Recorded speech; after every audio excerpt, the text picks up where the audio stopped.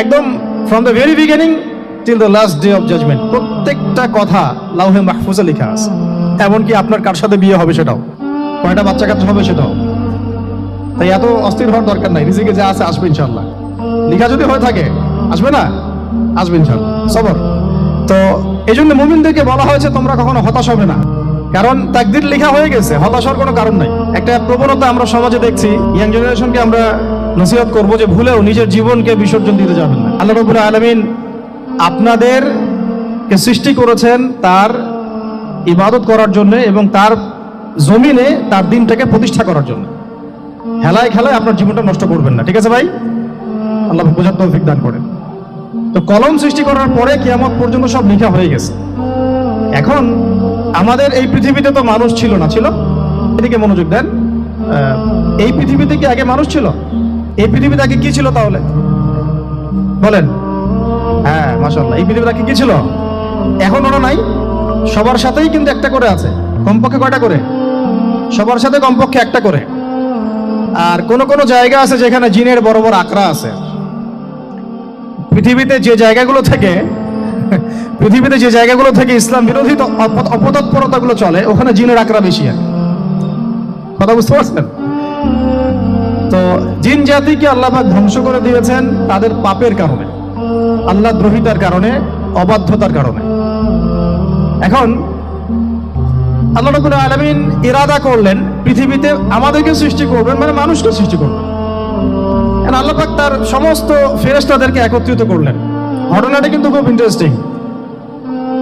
আমি জানি এখানে ওলামায়ে কেরামও আছেন, তবে আমি সবার জন্য প্রযোজ্য হয় এমন কথা বলারই চেষ্টা করছি, কারণ অনেকে হয়তো এগুলো নাও জানতে পারে। তো আল্লাহ পাকের ভাষায় আমি যদি বলি, আল্লাহ রাব্বুল আলামিন বলছেন, আউযু বিল্লাহি মিনাশ শাইতানির রাজীম, ওয়া ইয ক্বালা রাব্বুকা লিল মালায়েকা ইন্নী জাইলুন ফিল আরদি খলিফা। হে নবী মুহাম্মদ সাল্লাল্লাহু আলাইহি ওয়াসাল্লাম, তুমি স্মরণ করো সেই সময়ের কথা যখন আল্লাহ তোমার রব সমস্ত ফেরেশতাদেরকে ডেকে বলেছিলেন যে ইন্নী জাইলুন ফিল আরদি খলিফা, আমি জমিনে মানে পৃথিবীতে আমার খলিফা পাঠাতে চাই। কি পাঠাতে চাই? আরো জোরে বলেন। আল্লাহ পাক বলেননি পৃথিবীতে মানুষ পাঠাতে চাই, পৃথিবীতে নতুন কোন মাখলুক পাঠাতে চাই। আমাদেরকে আল্লাহ পাক সম্মানের শব্দে সম্মানিত করেছেন, বিশেষায়িত করেছেন। আমাদেরকে বলেছেন আমরা আল্লাহর খলিফা, আমরা আল্লাহর খলিফা।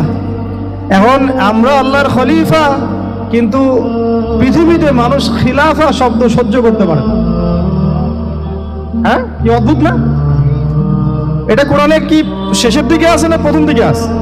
সূরা বাকারার একদম শুরু থেকে 3টা 4টা 5টা পৃষ্ঠা উল্টালে দেখবেন এই একটা আছে। কোরআন তাহলে শুরু থেকে কখনো খুলেও দেখেনি সে ব্যক্তি। প্রমাণ হলো এটা যে খুলেও দেখে নাই, অথবা দেখলেও সে এড়িয়ে গেছে। আল্লাহ পাক আমাদেরকে বললেন যে পৃথিবীতে আমি আমার খলিফা পাঠাতে চাই। তাহলে আদম আলাইহিস সালামকে আল্লাহ পাক মুহাব্বতের শব্দে, সম্মানের শব্দে বিশেষায়িত করলেন। কি বলে? সুবহানাল্লাহ, সুবহানাল্লাহ। আর খলিফা কাকে বলে এটা আমি আপনাদেরকে বোঝাচ্ছি একটা দোয়া থেকে। এই যে গাড়িতে করে আমরা বাসা থেকে আসলাম বা যখন কোনো সফরে যাই, আমরা একটা দোয়া পড়ি, সুবহানাল্লাযী সাখখারা লানা হাযা ওয়া মা কুন্না লাহু মুকরিনিন ওয়া ইন্না ইলা রাব্বিনা লামুনকালিবুন। এতটুকু তো পড়ি নাকি? বা এগুলো পড়তে হবে? বইমেলা এসেছি শুধু লেকচার শোনার জন্য না, ছবি তোলার জন্য না। আজকে জীবনটা পরিবর্তন করার নিয়ত করে যাইতে হবে, ঠিক আছে ভাই? বই প্রকাশ করা, ছাপানো, বিক্রি করা, লেখা, এর চেয়ে বড় কথা আমার জীবনটা ইলমের আলোয় আলোকিত করা। আমি বই লিখলাম ধরেন একটা, আমার মধ্যে সেই আমল নাই, লাভ নাই। লাভ আছে? আমি বই ছাপাইছি 100, 200, 500, 1000, আমি নিজেই আমল করি না, হবে? আগে আমল জরুরি। ইলমের সাথে আমলটা খুব বেশি জরুরি। আলেম তাকেই বলা হয় যে ইলম অনুযায়ী আমল করে। আল্লাহ পাক বলেন লিমা তাকুলুনা মা লা তাফআলুন, তোমরা এমন কথা কেন বলো যে আমল নিজেরাই করো না? কাবুরা মাকতান ইনদাল্লাহ আন তাকুলু মা লা তাফআলুন, আল্লাহর কাছে সবচেয়ে গর্হিত একটা অপরাধ তোমরা একটা কথা বলবা কিন্তু আমল করবা না। তো দোয়াটা মুখস্থ করবেন। এই দোয়ার নিচে একটা অংশ আছে, আল্লাহুম্মা আনতা সাহিবু বিস সাফারি। আমার কথাটা শুনেন, খলিফার অর্থটা বুঝেন। অনেকে তো অনেকভাবে ব্যাখ্যা করে আর কি। আল্লাহুম্মা আনতা সাহিবু ফিস সাফারি, আল্লাহ তুমি এই সফরে আমার সাথী। সফরে বের হওয়ার সময় দোয়া পড়ছি আমরা, আল্লাহুম্মা আনতা সাহিবু ফিস সাফারি, আল্লাহ তুমি এই সফরে আমার সাথী। ওয়াল খলিফাতু ফিল আহলি ওয়া মালি, আল্লাহ আমি তো বাসায় নাই, আমার বাসার আহাল মালের খলিফা হচ্ছে তুমি আল্লাহ। তাহলে খলিফা শব্দ দিয়ে কি বুঝলেন?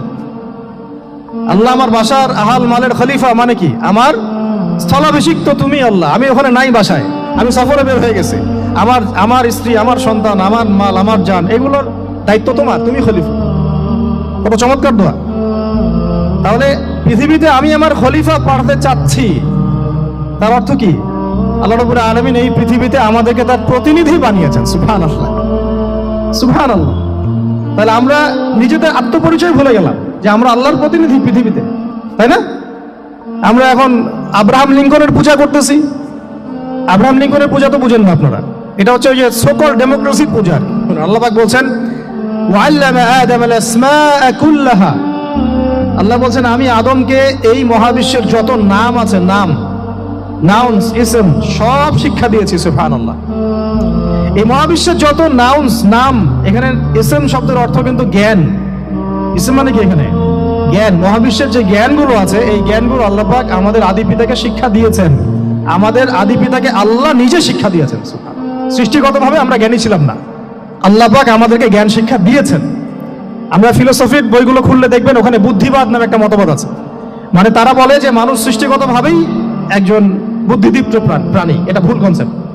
সৃষ্টিগতভাবে আমাদের মধ্যে জ্ঞান ছিল না, আল্লাহ পাক আমাদেরকে জ্ঞান শিক্ষা দিয়েছেন। কথা বুঝতে পারছেন? একটা মতবাদ তাদের আছে অভিজ্ঞতাবাদ, মানে মানুষ অভিজ্ঞতা থেকেই শিখে। আরেকটা আছে সমন্বয় মতবাদ, আপনারা তো এগুলো অনেকে পড়েছেন হয়তো। এর বাইরে যে একটা মতবাদ আছে যে আল্লাহ পক্ষ থেকে ওহী ভিত্তিক মানুষ জ্ঞান শিখে, এই মতবাদ কোনো দার্শনিকের বইয়ে স্থান পেল না। কি আফসোস, কি আফসোস! অথচ মুসলিম ঘরে দার্শনিক তারা, আমরাও পড়েছি ভাই 4 বছর। এই কারণে গেলে কি আফসোস, আল্লাহ পাকের ওহীর পক্ষ থেকে যে জ্ঞান আসতে পারে এইটা কনসেপ্টই নাই। অথচ এখানে কোরআনে আল্লাহ পাক বলছেন ওয়াল্লামা আদামাল আসমাআ কুল্লাহা, আমি আল্লাহ আদমকে সমস্ত নাম শিক্ষা দিয়েছি। সুবহানাল্লাহ। এরপরে এই যে জ্ঞান আদম আলাইহিস সালামকে আল্লাহ পাক শিক্ষা দিলেন, এর ফলশ্রুতিতেই আল্লাহ পাক বললেন যে ওয়াইজ কুলনা লিল মালাইকা উসজুদু লি আদম, হে ফেরেশতারা তোমরা এখন আদমকে সিজদা করো। কি? ফেরেশতাদেরকে দিয়ে আল্লাহ পাক আমাদের পিতাকে সিজদা করালেন কিসের মানদণ্ডে? কিসের কারণে? জ্ঞানের কারণে। জ্ঞানের কারণে ফেরেশতাদেরকে আল্লাহ পাক বললেন যে এই নামগুলো বলে দাও তো তোমরা। তারা বলতে পারলো না, তারা বললো লা ইলম আল্লাহুম্মা লা ইলমা লানা ইল্লা মা আল্লামতানা, আল্লাহ আমাদের তো সেই জ্ঞান নাই, শুধু ওইটুকু জ্ঞান আছে যা আপনি আমাদেরকে শিখিয়েছেন। তখন আল্লাহ পাক বলেছিলেন যে আমি যা জানি তোমরা তা জানো না, আমি কি বলি নাই যে আমি আসমান জমিনের গায়েবের সব খবর জানি? তখন আল্লাহ বললেন যে তোমরা সবাই সিজদা করো আদমকে।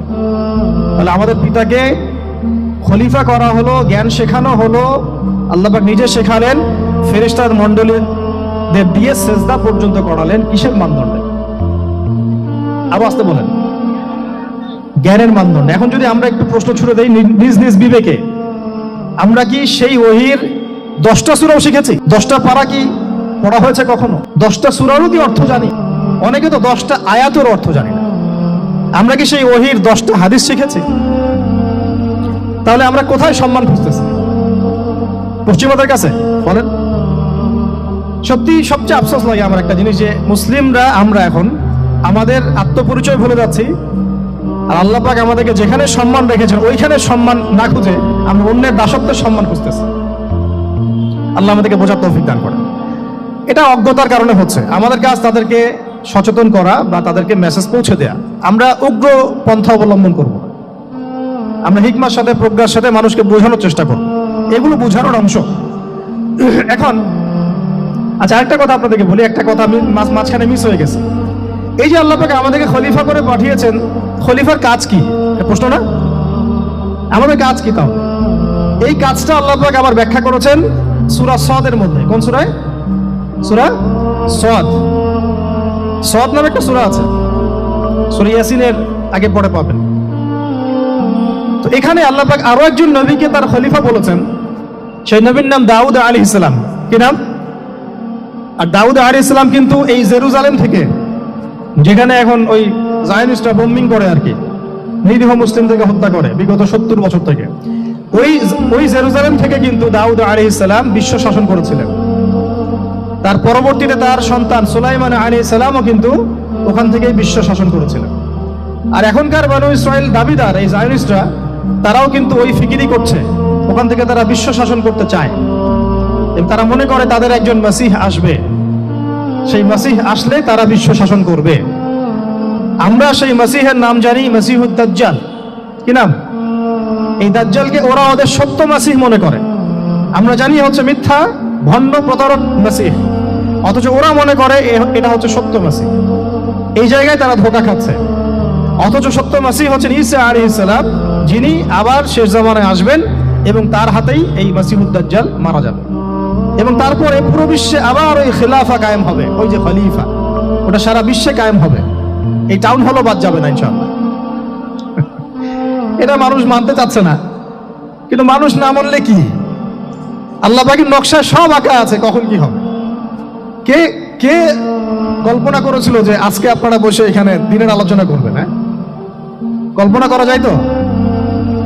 যে শব্দগুলো আপনারা বলছেন এগুলো বললেই তো নাই গায়েব, এখন বলছেন। কেউ কি কল্পনা করেছিল যে হঠাৎ করে এমন একটা সময় চলে আসতে পারে? কেউ কিন্তু কল্পনা করেনি, আল্লাহ পাকের নকশায় ছিল। এখানে আমাদের একটা আফসোসের কথা, এখানে মাস্টারমাইন্ড আল্লাহ রাব্বুল আলামিন। প্রকৃত মাস্টারমাইন্ড কে? আমরা ক্রেডিট নেওয়ার প্রতিযোগিতায় ব্যস্ত হয়ে আছি এখন, কার কত ক্রেডিট নেওয়া যায়। এখানে একক ক্রেডিট পাওয়ার যোগ্য কেউ না, সমস্ত ক্রেডিট কার? আল্লাহ রাব্বুল আলামিন। এটা আল্লাহর সাথে গাদ্দারি করতে যায় না, তাহলে ভুলে যাও। কারণ আমি বারবার বলেছি আপনাদেরকে, কোরআন থেকে একটা শিক্ষা আমরা শিখেছি, একটা কম যখন মাজলুম থাকে, দুর্বল মাজলুম জুলুমের শিকার হচ্ছে, আল্লাহ পাক সেই কমটাকে বাঁচান, কোনো না কোনো একজন ত্রাণকর্তাকে পাঠান, কোনো একটা সূরতে আল্লাহ পাক সেই কমকে বাঁচায় দেন। আবার যদি এই নিয়ামতটা পাওয়ার পরে ওই কম আবার এই জুলুম শুরু করে, আবার আল্লাহ দ্রোহিতা শুরু করে, আল্লাহ পাক তার চেয়ে বড় জালেম চাপাই দিবে। কথা বুঝতে পারছেন? আল্লাহর সাথে গাদ্দারি করতে চাই না, আল্লাহ পাক আমাদেরকে বোঝার তৌফিক দান করেন।